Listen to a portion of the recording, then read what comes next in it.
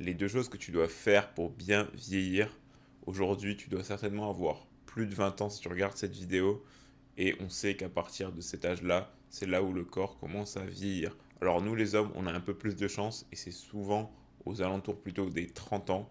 Mais plus tôt tu t'y prends, mieux ce sera et mieux tu vas vieillir. Donc la première chose sur laquelle on va s'attarder dans cette vidéo, c'est le fait de bouger, de faire du sport, mais pas forcément du sport comme tu pourrais l'entendre, faire du foot ou de la musculation, mais déjà juste de bouger. Pourquoi c'est important de bouger si tu veux bien vieillir?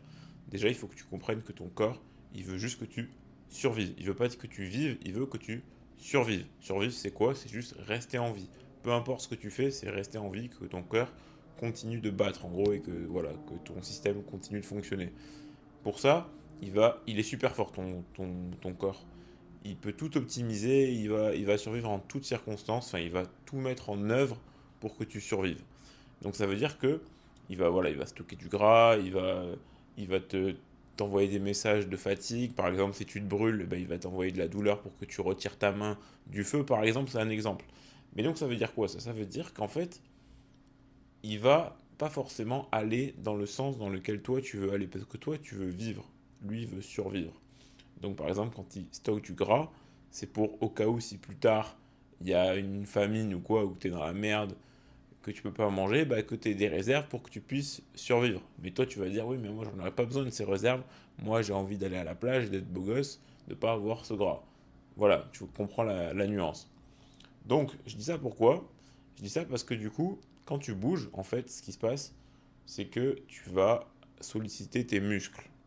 Tes muscles qui sont des outils, en fait, finalement, qui te permettent de bouger, enfin de vivre, en fait, tout simplement. Mais foncièrement, les muscles, on n'a pas dans la vie d'aujourd'hui, dans le quotidien qu'on a, on n'a pas forcément besoin de beaucoup de muscles. Tu le reconnaîtras, on n'a plus besoin de chasser, on n'a plus forcément besoin de courir. Si le sport qu'on fait aujourd'hui, c'est parce qu'on veut le faire. Tu vois, si aujourd'hui tu t'inscris dans un club de foot ou tu vas à la salle de musculation ou peu importe, c'est parce que tu as envie de le faire. Personne ne te force à faire ça, tu vois. T'as pas besoin aujourd'hui d'être musclé, à part si tu as un métier qui le demande, mais encore une fois, tu pourrais changer de métier. Donc, aujourd'hui, on est des hommes sédentaires qui n'avons pas forcément besoin de faire de sport. Donc, rien ne nous pousse à le faire. Et ça, le corps, il l'a bien compris. C'est-à-dire que les gens qui sont sédentaires, eh ben, ils n'ont pas de muscles. Parce qu'en fait, bah, ils n'ont pas besoin de muscles. Et donc, je dis ça pourquoi? Si aujourd'hui, tu as du muscle ou pas, en fait, d'ailleurs, pourquoi il faut que tu en fasses?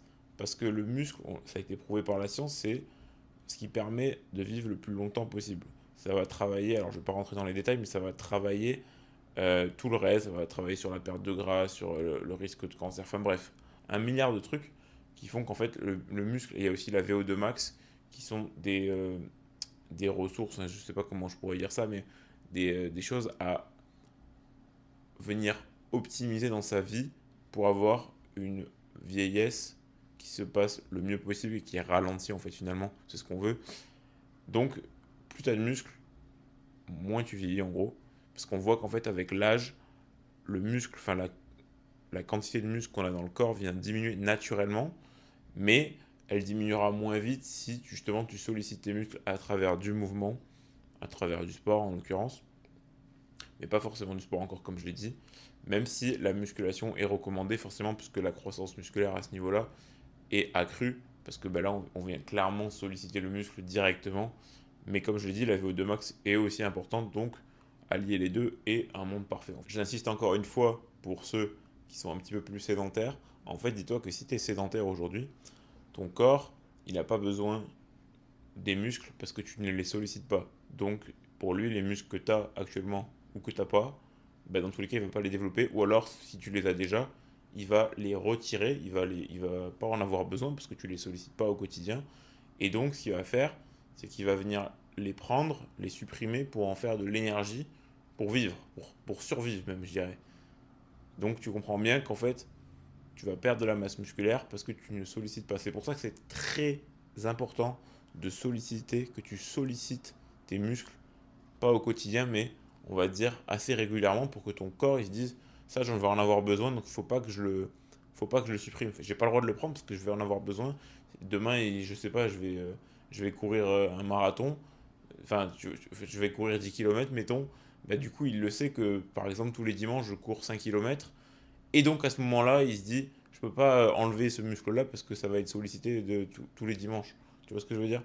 Donc, alors que si je le fais pas, bah, même si je l'ai fait dans le passé et que j'ai développé ces muscles, comme je vais plus le faire pendant, mettons, un an, il va se dire, bah là, il en a plus besoin de ce truc, donc on va lui enlever et on va faire de l'énergie, tu vois. Donc c'est pour ça que si tu veux garder de la masse musculaire, et c'est ce qu'on veut, comme on l'a vu précédemment, pour vieillir le mieux possible, alors il faut maintenir une activité physique. Et le mieux, c'est d'être complet, donc c'est travailler les jambes, le dos, les pectoraux, les bras, ce que tu veux, enfin, être musclé un peu de partout, en tout cas le plus possible. Alors ça veut pas dire ressembler à un bodybuilder, hein, on est d'accord, hein, je tiens quand même à préciser ça, mais c'est être suffisamment musclé, en tout cas pas forcément que ce soit visible, hein, tu peux juste être tonique, en fait, tonique c'est le mot parfait. Tonique ça veut dire que tu es musclé, mais juste en termes de santé, et c'est ça que je veux parler à travers cette vidéo, c'est ça le plus important pour vieillir efficacement. Ensuite, maintenant, on va voir la deuxième partie de cette vidéo, qui est le deuxième aspect pour bien vieillir, et ben c'est tout simplement la récupération.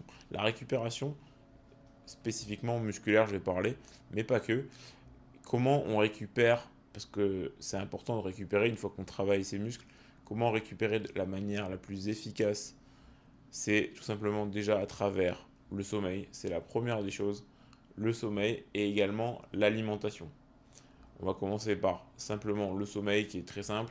C'est quand tu fais du sport, quand tu fais du sport qui va venir solliciter tes muscles, tu vas souvent couper tes fibres musculaires, pas les couper au sens propre, mais les déchirer, faire des micro-déchirures, et c'est ça qui va en fait faire cette croissance musculaire, parce que quand ton corps va venir réparer les, les fissures dans les fibres musculaires que tu as fait, en fait, il va venir rajouter une petite surcouche. Pourquoi il fait ça? Parce qu'en fait, si tu l'as trop sollicité, enfin si tu as déchiré justement tes fibres musculaires, il estime que peut-être qu'en rajoutant plus de tissu, la prochaine fois ça sera plus simple et donc tu vas moins souffrir et donc c'est une adaptation finalement pour les prochaines fois. Et donc tu vas gagner en muscle, donc tu vas gagner en masse musculaire, donc c'est ce que tu veux en fait. Et donc pour faire ça, il faut bien récupérer, donc bien dormir, bien manger. C'est très très important parce qu'en fait si tu le fais pas, tu peux souffrir à l'entraînement, mais si tu ne récupères pas bien, ton corps ne va pas optimiser sa récupération. Encore une fois, je dis, il est très très fort pour tout optimiser, mais si tu ne lui laisses pas les ressources pour le faire, il ne pourra pas le faire de manière optimale. Il fait avec ce qu'il a. Donc autant lui apporter les choses de manière optimale pour que lui fasse les choses également de manière optimale. Et ça, tu n'auras même pas à t'en charger. Tu as juste toi à suivre un plan clair. Et ça, c'est vraiment pas très compliqué. Donc encore une fois, dormir minimum, enfin ça dépend de chacun, je sais que beaucoup sont différents, mais moi j'aime bien dire 7h, 7h30, voire jusqu'à 9h, et avoir un sommeil de qualité évidemment. Et donc maintenant on va parler de la récupération musculaire à travers l'alimentation, qui sont donc évidemment, comme tu l'auras certainement deviné, les protéines. Les protéines sont responsables de la croissance musculaire, c'est le nutriment qui va faire que tu vas pouvoir récupérer ou maintenir ta masse musculaire. Et on le voit de toute façon, comme je l'ai dit, avec l'âge, on perd de la masse musculaire avec le temps, tout simplement.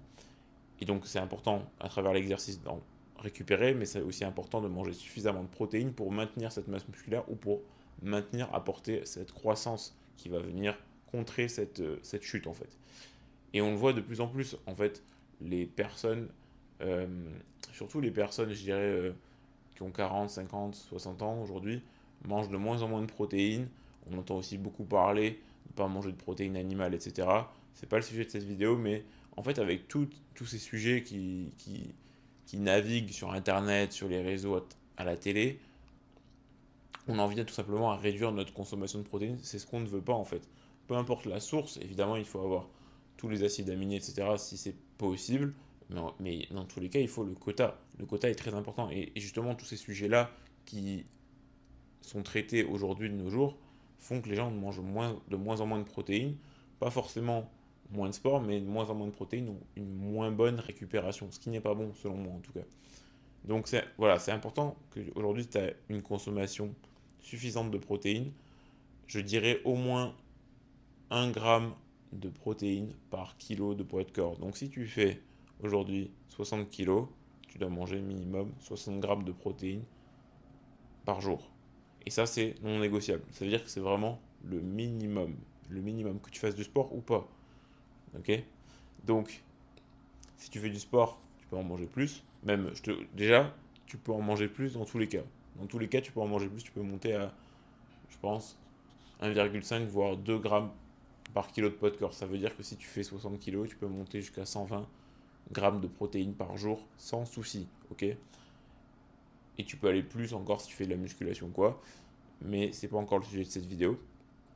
Mais ce que je veux dire par là, c'est que 60, c'est le minimum. Si tu ne manges pas ça, alors c'est comme si tu te flingues. En fait, tu te tires une balle dans le pied, mais volontairement, quoi. Donc ça, c'est important que tu le calcules, en tout cas au moins une première fois, pour te donner une idée dans ta tête de ce que ça représente et que tu puisses l'implémenter facilement dans ton quotidien, que ce soit flexible pour toi. Avec ces trois piliers qui sont l'alimentation, le sommeil et l'activité physique, tu as les trois choses en main pour vieillir le mieux possible. Là, tu le regardes aujourd'hui, c'est le meilleur moment pour le regarder. Parce qu'en fait, maintenant, tu vas pouvoir l'utiliser pendant toute ta vie et du coup, vieillir à partir d'aujourd'hui le mieux possible. Là, tu dois te renseigner maintenant sur ces trois piliers pour les optimiser au maximum, que ce soit un automatisme dans ta tête et que tu te dises, c'est facile, peu importe dans mon quotidien ce qui se passe, je sais quels sont les meilleurs choix à faire, je sais que je dois bouger, je sais que je dois bien manger et je sais que je dois dormir. En favorisant ça, tu vieilliras mais comme un dieu.